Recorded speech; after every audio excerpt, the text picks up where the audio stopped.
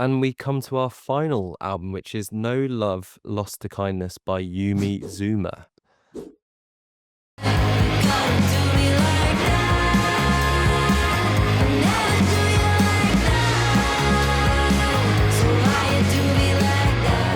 So Karl, this is your pick. So you kick us off for final album for Jan. Yeah, so Zouma, great New Zealand dream pop outfit. And I actually have Kylie to thank for putting me onto these guys. Their last record, Present Tense, I think he reviewed it for his Check This Out blog. And yeah, from there, I just fell in love with it. Made my top 50 albums that year. Just some really beautiful songs. Quite a short album as well, from what I remember. But just some really beautiful songs like Haunt and Of Me and You.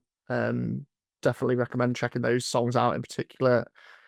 You know, two that still to this day when they come on shuffle, they're not getting skipped. And then yeah, from there they also did their own version of What's the Story, Morning Glory. They recorded the full Oasis album for Record Store Day, which Interesting. I think I've heard maybe their version of Champagne Supernova, but I need to still hear the full project at some point because yeah, just the concept of that sounds intriguing. But yeah, it was one of those where when looking at the list for what's coming out in January, saw their name, and just remembered how much I loved that last record and thought this would be a good pick, particularly alongside Soft Cult, similar vibes, particularly with the shoegaze stuff. And yeah, I think for me they've just struck gold again. Just a really enchanting record, this one. For me, from the first moment to the last, um, it's stylistically slightly different to its predecessor. I think the last track on Present Tense is a song called Astral Projection, and that song kind of stands out on that record because it was quite different to the traditional dream pop sound. It did have like those more kind of shoegaze and rock elements coming through, and I'd say with that being the closing track on the last record, this album picks up exactly kind of where they left off on Present Tense. Yeah, it's got those dreamy, shoegazy guitar riffs. It's got the harmonies between Christy Simpson and Josh Burgess, which are still just splendid to listen to throughout the record. And yeah, I think the songs themselves are just great. Love the opener, Cross My Heart and Hope to Die. Very Joy Division in places. That song with that like heavy bass line that runs through it. Drag is fantastic. That's one of those just instant, really infectious indie rock tunes. Phoebe's song is just this really sweet love song that you could. I was listening to this. I was like, you can hear it soundtracking a naughty's like teen romance, like 10 Things I Hate About You or something. Like, you could see it on like the track list to one of those naughty's teen movies. Chicago 2 a.m. is like a similar sentiment. A couple of tracks later, sonically quite different. Got this, but yeah, it's got this wonderful, spacious atmosphere about it. That again, I could just kind of sit in that sound, quite happily for a long time. Um, and then yeah, the second half of that song, it just really comes alive in the back half. Um, and then yeah, I just love the mood and feeling of all these tracks on here. Just so perfectly measured in like the sonic textures that they put forward. Was reminding me a bit of the XX in places, like definitely in like the atmosphere that they create in their songs.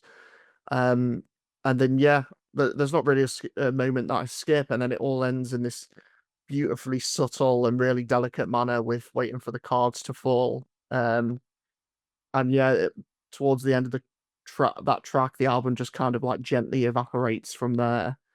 Um, and I kind of found myself like watching it kind of like disappear and thinking, oh no, I want to hit replay and listen to the whole thing again before it goes. But yeah, just really love this album. As I say, sonically slightly different to Present Tense. definitely feels like an evolution from that record. But I think the big thing and the most important thing is that the magic of that record is still very much present here. Just another stellar collection of songs. And yeah, I think I'm going to have to make some time this month or in the coming months to go through their back catalogue as well, because if everything is as good as like these last two records that I've heard from them, I think it's one of those discographies that needs some exploring.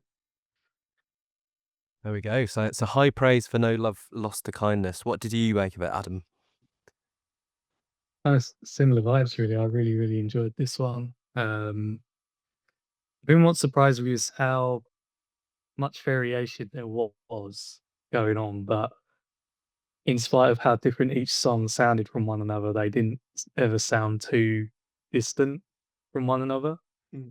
Like Carl says, it's got like this whole sort of world that encapsulates you, and you're kind of just free to roam around and dance or march or just sit in whatever sort of corners they're creating. Yeah, just really good. Like, I think Blister for me sort of stood out immediately, and Drag as well. Like, they could have easily fit within like the early to mid 2000s of like indie and stuff. Like, I thought I was listening to like Block Party or something somehow, but um, yeah, to sort of hear the more popular stuff just align with like the more shoegazy or more heavier sort of cuts on this album. It was definitely like each genre they performed, they didn't want each genre to sort of outstay their welcomes.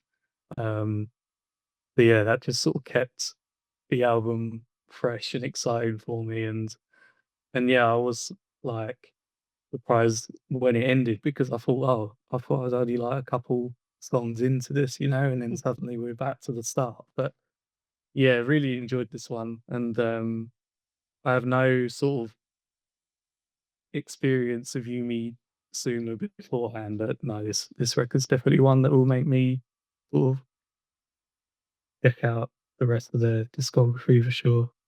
Really good.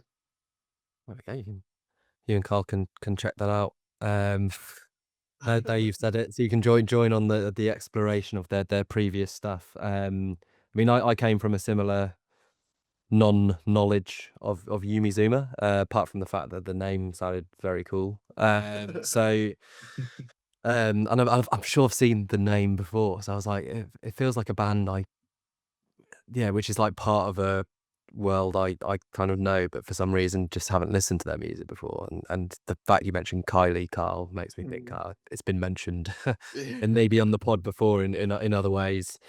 Yeah, I mean, I I, I was a little bit on the fence with this one. There was certainly, I think, the kind of classic review we sometimes have on the here is like, I think there's an excellent EP as an album. I was less convinced. I mean, the highlights for me, the first four tracks.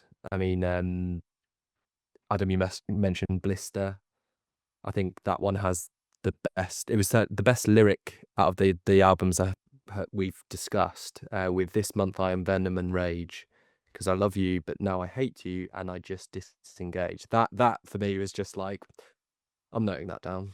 So, there's the only lyric I noted down this month, but yeah, that one like really sort of ends this kind of quartet of like really interesting, varied kind of indie numbers. The opening track is, as you mentioned, Karl's got like some classic indie vibes to it. You mentioned Joy Division a bit like that, and there's some very interesting stories. Again, like going on Genius, and it's if there's enough information on Genius about the songs, fascinating, because this one was about bumping into the former New Zealand president and writing down what they'd wished they'd said to him about disagreeing with his neoliberalism and stuff. And he just like, because if I didn't know that, I would never have had that inkling, of course, as well. But so there's a few really interesting like stories behind them and like inspiration for the lyrics. A lot of it like thematically also touches upon, although I think it was a little bit in hindsight, but Christy Simpson, that's the female vocalist, right? Is that Mm. correct? Or yeah, she was diagnosed with ADHD, and she sort of then listened back to the album because the diagnosis was afterwards, and it kind of made more sense to her. She was that a lot of the frustration about how long it takes to be diagnosed was kind of conveyed. I think Drag was the most explicit one of this, and a really good song there, you know, about the drag between suspecting it and it being diagnosed, essentially. Bashful and the Sugar, I mean, apart from the fact it's another great title, is yeah, just a really, really fun song as well. So those four I was really, really engaged. Phoebe song for me just kind of took it to a little bit an area of kind of corniness, which I wasn't loving, and then Cowboy Without a Clue then took that a bit further for me, and that one I think is the low point from my perspective. It then sort of gets better, and then it's really waiting for the cards to fall, where I feel we're back to that level. You know, really nice languid pop, inviting atmosphere, spare arrangement, and just, you know, quite a sad kind of song, but a really like enjoyable sad song. So actually, Did You See Her was another one I think is worth noting as well, just for the kind of freshness of that arrangement and something a bit different in that kind of group of songs. So yeah, there was a lot which I find interesting and some very, very good songs, but overall it's an EP's worth of what I would go back to, essentially, and that's where it landed.